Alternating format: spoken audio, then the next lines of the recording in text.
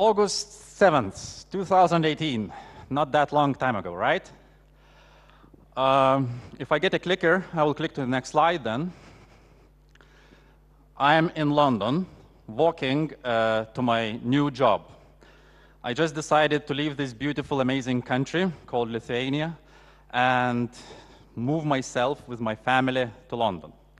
I am starting as product director at a company called Railsbank, financial startup, 30+ people. But when I was walking there, the first day, I was thinking, what of my all Agile experiences I could use here? I think I know a bit of Agile, maybe. So I thought, what I can use? What do you think? What would you advise me? I'm sure you have some Agile experiences also. What you would advise for a product director starting first day in his job? Where to start? What to do first? If looking from Agile experiences, what is the most important? Any brave shouts from audience? Sorry? Know better your team. Amazing. Talk to people. Get to know them. What else? Sorry? Speak up. I don't see. Can you raise your hand? Because good. Yes. Amazing. I told I'll try to make people speak. Thank you. Who else? What else? Shout, shout. Get to know your customers. Culture. Get to know culture. No. Shouting is good. One more? Sorry? Metrics. What do we measure against? Good. Some of them were in my head, some weren't. Let's see what actually happened, right? Fast forward 2 months. This is the board behind my back. It's not yet finished. It's in progress, as everything in Agile, right? We try to iterate. It's not perfect. But there's 3 things I want to talk to you about what I can see in this board and what showed what I was doing these 2 months there. First, I thought, let's try to understand what this company actually does, how many products, project areas they have, and how they align in priority order. A startup, you know, we do many things. Founders want to do that. There's lots of things we want to do. So on the left, you see those pink sticky notes. You cannot read them for a reason. But those are our projects or areas that we are working on. And they are now in priority order. It means what's on top is important and we want to finish. What's below, it might be quarter of 2019, not now, right? Also, those yellow stickers are actually our customers. So I asked people, so which customers really want this feature, really want this value, will pay for this? So we do prioritization not because our CEO, our founder, the most person who shouts the most ones, but really why we're having these priorities, looking at the customers. Second bit is, once you have that, I thought, okay, we have priorities, what's next? We need to deliver on those, right? And again, as quite often in companies I've been, there is lots of big fluffy things that people say, oh, we're doing cards. We allow our customers to issue cards. What does that mean? How to split that? We need to be detecting fraud. What does that mean? So we started splitting to small, manageable deliverables. It's not easy. It's still in progress, but we're getting there. And I'll talk a bit more later. And the third thing is, let's try to do a little bit less multitasking. I would love to write here no multitasking, but as probably you all will say, it's impossible. So I wrote less multitasking. How to achieve that, or how to see that on the wall, you can see that this column is very, very narrow. It's for a reason, to make sure that we don't put too many stickers there. If there is no place for sticker, we cannot do it. There's no place for sticker. That's not a good reason, of course, for manager, but still, it's a visual tool, right? You can see there is quite a few squeezed in here, and if you would read top is urgent, ta-da, surprise, surprise, there is lots of small urgent things, right? But still we want to do something tangible and deliverable. Okay, so that's a kind of business person now. I'm product director, so we're talking this with sales manager, with founders, with partnership manager.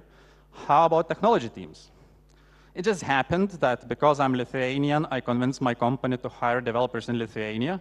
So in less than 2 months, we actually have 7 people, engineers, starting in our company, which is nice. 3 of them are in the middle in this picture, and right is me, and left is our CTO. So we flew him last week.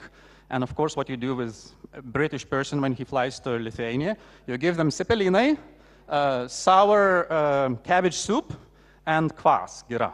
So that was his lunch. He liked it. Anyway, not about lunch, about stuff. So what will we talk with these 3 guys and other 4 that are joining? How, from engineering perspective, we can make sure whatever we do, we visualize. So we don't talk to business. We did some fancy back-end database migration or whatever. How we can show it in visual priorities, so it goes from engineering, from code to CEO level, to sales manager, so we know all what we are doing. How we can split those to minimal deliverables. How we can do small things. Before actually this meeting, we had in London another meeting with architect and CTO, the same, and engineering lead. And the architect said at the beginning of that workshop, we need to go to version 2 of our architecture. It's a huge thing, you know, we cannot do it in iterations. After 4 hours, he said, yeah, I think we can do it in small iterations and get there. So if any architect, those usually are the worst people, or the most stubborn people, says you something cannot be split, you can always say, Vaidas said everything can be split to small chunks of work, right? It's possible. And last but not least, of course, no multitasking. Guys, how we can ensure you work on the most important thing, you finish that and go to the next one. Do you think it's easy to implement? It's a new team, so they will start doing that, right? They will never ever work on 2 tasks at a time, right? No, even if manager like me says so, I'm sure I'll spend a lot of time making sure they don't do that, right? I don't know about your company, but I always get complaints from developers, engineers, oh, management forces us to work on many tasks at a time. And I've been a manager quite a bit now, and actually, I have to work very hard to make sure people don't multitask. So, I don't know, maybe your company is different. So we can compare, this is Railsbank, new company, 2 months only. This is WoraPay, last startup I spent 5 years almost with. I don't go into details. We did a bit different thing, payments without queues, but actually these 3 things were always on our agenda. If you don't believe me, you can ask our CTO. He was very, very often asked about these things, and we really, really focused on those. Okay, Vaidas, that works in startups. Who else here works in a startup? Oh, only a few.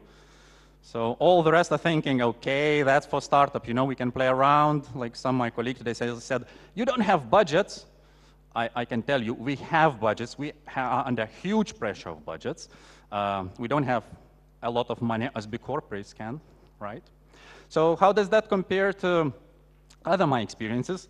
But before that, I forgot that in Kaunas I didn't tell to people, but now I wanted to tell you how to get to these 3 things, how to get those three items done. So how to visualize priorities? One tool out of many. If you want to hear many of tools, you can go and talk to at our Agile Coach Clinic. We can tell you many. But the simplest one is you book a meeting. This is a copy of meeting. You can see August 21st when we had this meeting, a few days after, or a few weeks after I joined. This is the people that were there. It's our CEO, co-founders, sales, marketing. And the meeting was very simple, company-wide product priorities. Guys, I think it would be good to know priorities. And yeah, after that meeting, this was the output with stickers, right? So again, it's nothing fancy, you just need to stand up and do it. I did exactly the same in WoraPay, I did exactly the same in Adform, the company I worked before. I did exactly the same, I don't know, 12 years ago now in Lavasoft in Sweden. Sit down, people, and get priorities first. Second thing, minimal deliverables, how to get there. Again, there is many tools. One of them is called user story mapping. In this case, we try to use that tool. I'm not going to tell you now what it is. Who has ever done user story mapping session? Okay, 4 people. Who of you think you have a backlog? So all those who think you have a backlog, it would be very interesting to look at it, because if you've never done user story mapping session, it's very interesting how you get there. Yes, there is many other tools. I'm not saying you don't, but it's a big warning. Again, I'm not going to talk into detail, but basically you set the goal, you try to get your kind of features aligned, and then you split them to small things that you can actually accomplish and create a product backlog out of it. And the last bit, less multitasking. How to get there? Play games. It's ridiculous, right? Why to play games? The only way to teach people that multitasking is really, really hurting your company is to force them to play a lot of multitasking games. Because it's very, very hard to grasp the concept, and if you do, you always try to do many things because we're human, right? And only by constant reminding yourself first and then all the rest around you, you will get less multitasking. So one of the games is very simple. Who has ever been in my training, for example, of course, did that. You just asked to write numbers from 1 to 10, then Roman numbers, then English alphabet. You check how long it took, and then you ask to do exactly the same task, just to write horizontally. 1, 1A, 2, 2B. Surprise, surprise. People filling the second table usually take longer, although accomplishing exactly the same, 30 cells filled. Why? Because at second point you multitask. And then if you want, you can go to theory, talk it how much you can save and stuff. So again, my learning point, the only way to avoid multitasking is actually play multitasking games. And this is just one of them. If you Google, you will find hundreds, or you can go to talk to colleagues. They will tell you more from their experience. Okay, so coming back to my experience, I have been in quite a few companies throughout my Agile experience. They asked for many things. They're very different, from banks to public sector like Lietuvos paštas organizations, or tax authority, VMI, or technology companies. When I get email asking my help or advice, usually it starts very similar. Our development is slow. Can you come and fix it so we do stuff faster? This is a Scrum picture, so what basically people mean, come and fix this, how we do stuff, right? And I always try to ask you, okay, I can help. What are you doing? Do you have a backlog? How often you work on your backlog? And what do you think they say? Backlog? No, come to fix how we do it. We know what we're doing. But who has been in my training? Anyone? Like one-day training with me. Oh, one person there. You'll make sure that I'm not lying. If I have a one-day Agile training, half of the day is about values, what works, what doesn't work, how an empirical process differs from traditional process. We don't talk about Agile, we don't talk about Scrum, because we want to understand why things work. And only then we go to basics of kind of process. Because if you don't understand why Scrum works, it looks like a very, very simple tool, right? But without knowing what are behind it, it's very, very hard to implement. So my point to say here, although lots of questions starts with how, I try always to focus on what we do. You know that saying, I cannot put it on record, because no one is filming here, so shit in, shit out. Right? So if you're not getting right things in, it doesn't matter how quickly you do it, it won't be a good result anyway. So I like this quote a lot. I found it, some singer said it, even not a very famous person, but your yes means nothing if you can't say no. And I think, 4 years ago, I did a presentation, what's the best product owner skill? It's saying no. Because you cannot work on everything at a time. You have to be saying no quite often to make sure you get priorities right. Because if you always say, yes, we can do it, yes, we can do it, your yes doesn't mean a lot, right? And even if you Google business people and software engineers, you get very different pictures on the Google images, right? You see computers here, and this is lots of smiling people. And it's no kind of, why those people don't talk, right? Or it's hard for them to talk. They're different. And engineers especially, we try to complain for the business people. They are not giving us good backlog. Who has ever said that your business is not providing you a good backlog? No one, really? Yeah, you know, oh, those business people, they cannot make up the backlog, right? But honestly, can they? Do they have skills? Did we train them? Because they think about future sales, big stuff, right? If we really want to get them to give us good backlogs to work on, we need to train them these skills. So think that we are different and how we can help each other rather than to kind of fight against each other. And again, I'll focus that from my perspective, I've been from engineer to CEO, I think everyone in the company should care about product backlog. What we build is way more important than how we build it. Yes, it's important how, but if we are building the wrong things, you remember the opening speech by Gojko Adzik, if we don't know what the business impact it will make, it doesn't matter. How many engineers is here that you treat yourself engineer, test kind of guy, not a manager, you're really engineer? I'm not. Oh, not that many. Good. So all the rest are business people, like product owners, or lazy to raise a hand. How many of you think you are kind of management style people, like product owners or business people? Well, and the rest? What I'm trying to say here that I think everyone, especially from engineers, need to think about product backlog and talk about that. Because if we just complain that we don't know what we're building, or yeah, business is not providing us good backlog, it does not help, right?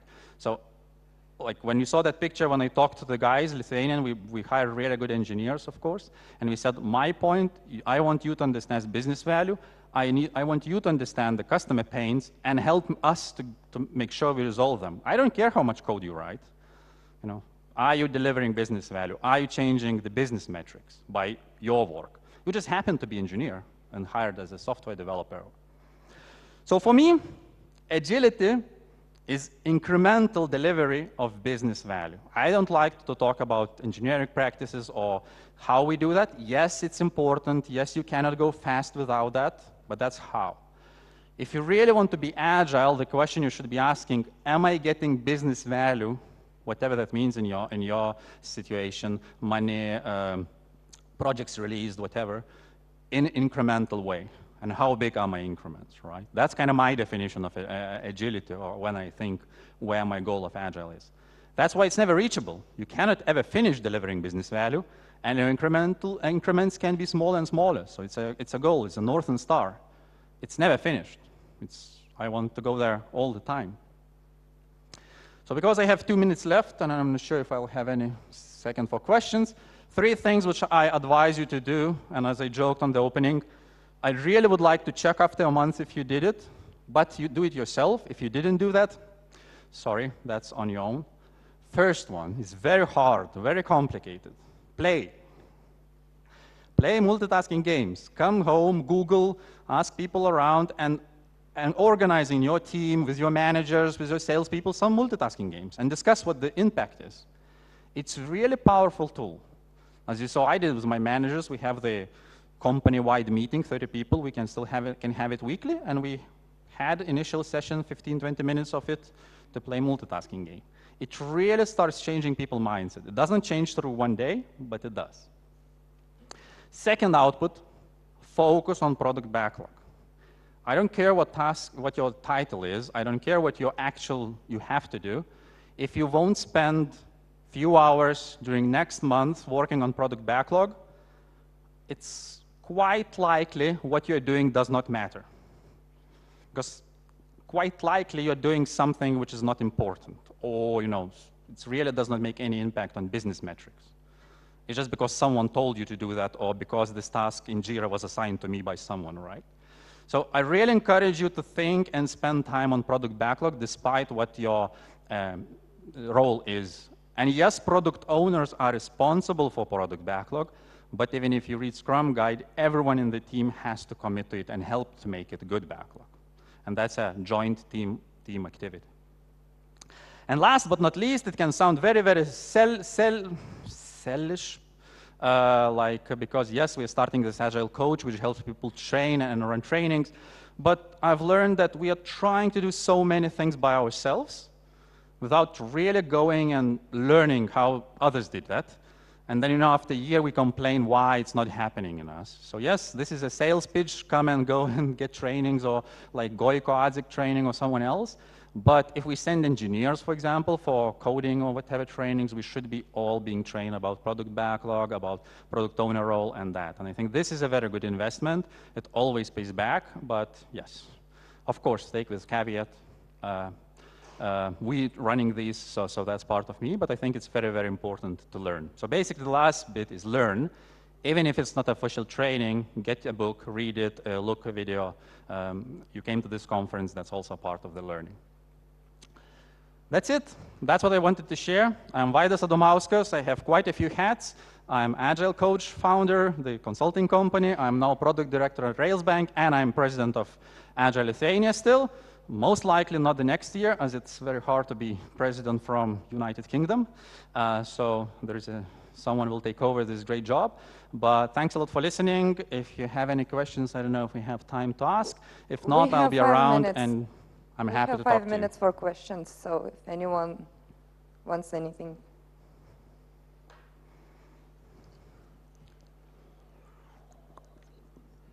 Hey, do you think it's possible to use already implemented agile way of working in one company? And for example, you move to another company, yeah? So do you think you are able to take the same process to another company and work on that process or not? No. Do you want me to elaborate or answer? Yeah, well, I wanted someone to hear this and know this, because someone is using most of the time the Spotify example for Agile.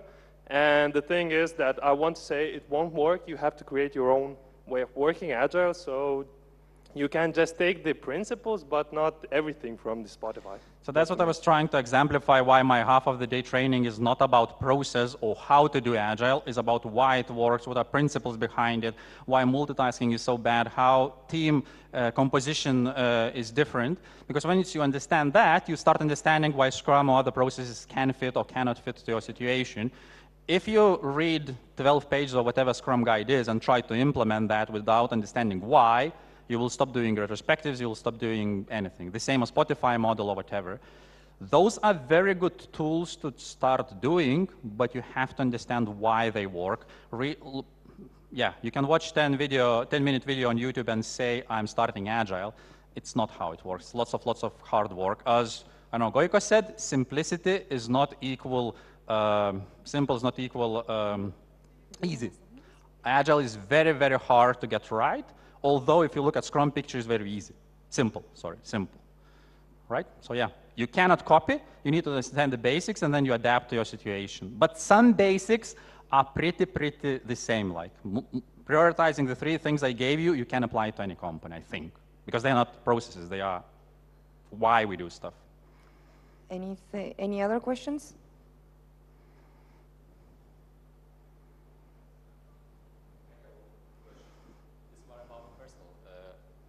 Why did you leave to the London? Is it because of the salary or it's a new challenge for you? We can take that next to the beer or whatever. No, definitely not salary. It's, guys, you can have way better life by getting now world level salaries and living in Lithuania. Cost of living in UK is way bigger. Yes, that's a learning thing. The main reason I go there, I call that my Erasmus in professional life. Yes, I actually earn way less. When you say how much you earn, how much you spend is way less. It's not about money. And we have one question: how to motivate developers to focus more on business needs? When I start finding word how to motivate, you put a carrot and then people are motivated by it, right? First, we cannot motivate people. Stop asking how to motivate. You cannot. People can be motivated by environment. If you think how to motivate, you're starting in the wrong place. You have to thinking what I can do to make sure that these people are interested in this and they really feel the intrinsic internal motivation to do that, right? So that's phrasing, again, maybe it's words, but it's very different. So for example, if we want our team to focus on business needs, let's start understanding how changes in business needs affects you, right? Why you will be better developer if we get this business goal. Who will say thanks to the developer when our sales increased, right? So changing environment, you need to change the company culture, whatever buzzwords you use, but don't motivate people. Try by changing environment where people will feel that they want, for example, in this case, to achieve business needs. So how I did it very clearly with the team, we talked that, look, our thought process, this company believes that the only way we make any progress is when customer says, I'm happy. All the rest, I don't care. That's how we do it. But the result, not the output, the outcome is customer is happy, they can use new service, and then includes lots of things, not only engineering. Engineering for us is a very, very small piece of our service that we're delivering, right? And if you start talking about that, people, they understand if I make platform good, it does not care. We don't care about that. We care if the customer is happy. So then I hope they will be more focused on business needs, although you have to remind that and motivate and kind of give motivation to look at it, but don't motivate people.